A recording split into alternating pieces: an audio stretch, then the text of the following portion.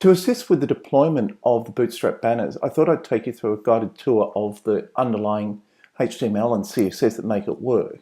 Before I do that, just a quick recap on some of the design elements. First of all, the text that is superimposed over the banner graphic is editable. It includes areas for a code, a title, and also for a description should you choose to use it. We've got 2 rows of buttons, one of which has these little icons. As the browser is resized, those icons collapse. So now you see just the icon version rather than icon and text. So that caters for small format devices. So let's have a look now at the underlying HTML first of all. I've got that open in my editor just because it's easier to visualize. So the first thing to note is it invokes a series of style sheets, one of which is a style sheet that I've created to bring the design elements together. And I'll talk you through that style sheet in just a sec. The second is Font Awesome. Now, Font Awesome is actually what brings in these icons. Think of it like Wingdings but for the web. It's a whole lot of pictographics that can be used like fonts in your design. And then the third thing it invokes is a Google Font Library, which basically brings in the Roboto font, which is the font that I'm using for this text overlay.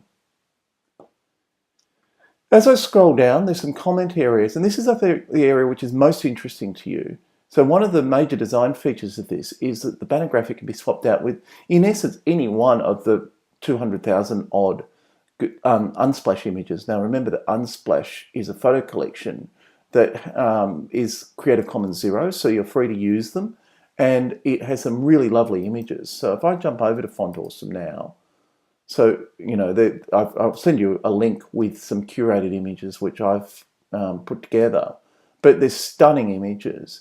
And so you can select an image that you feel that to be appropriate, maybe something like this. Each image has an ID. I'm going to copy that ID. I'll go back to my editor. Now, of course, you can do this directly into the editor in Moodle. I'm just choosing to do it here because it's easier for you to see as part of the recording. I'm going to uncomment this block, and I'm going to replace the XXXX with the ID of that image. So if I now copy this, and I'm going to go back to Moodle and quickly deploy it.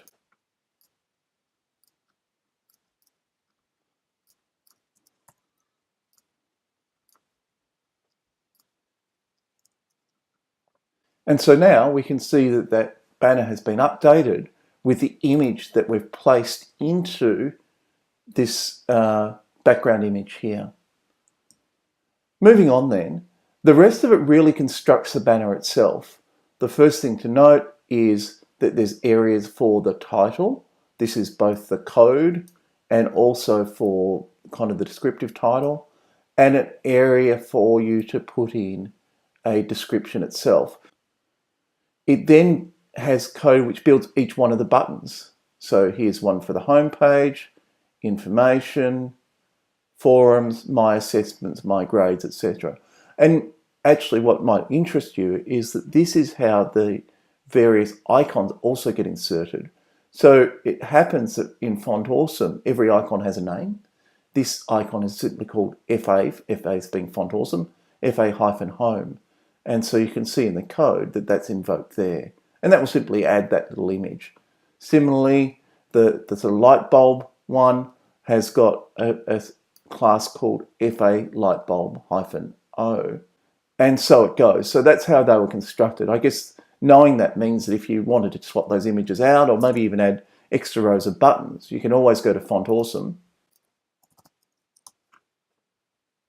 and choose potentially a different image. So for instance, if you wanted to use star, then the class is FA-star. Back now to our design, scrolling down, and then the next row of buttons, in essence, are the various page turning buttons. At the moment, I've got 1 to 12. If I only wanted 1 to 6, I'd simply delete a whole lot of buttons.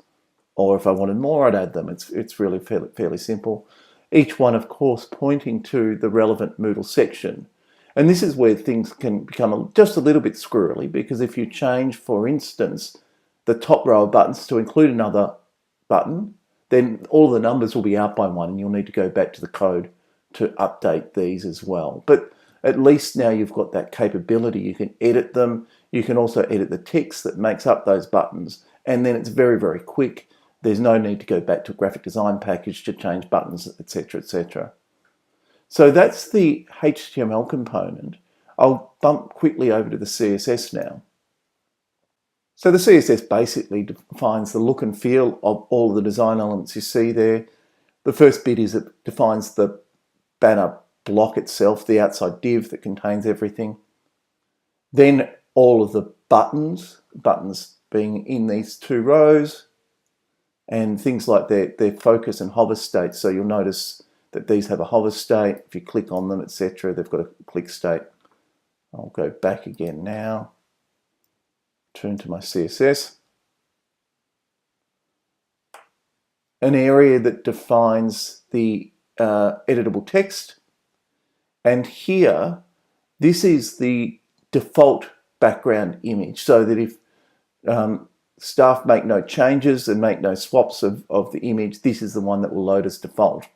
And if I quickly just bring that back up again, just open this in a new tab so you can see it. It's that image there. All right, so far so good. The rest of it really just does the text look and feel. And the last element, which might be interesting to you, is this is the part that looks to see when the screen gets to a certain width and collapses the button. So at the moment it's set to 1000 pixels.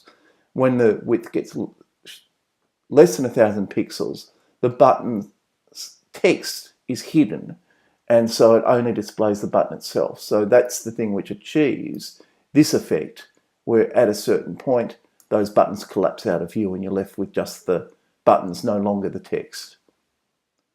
So that's it. So the work now for you, I think, really is to deploy the Moodle deployment CSS on one of your own web servers, and then simply in the HTML point this link here to wherever you've deployed that CSS file to. Hope that helps.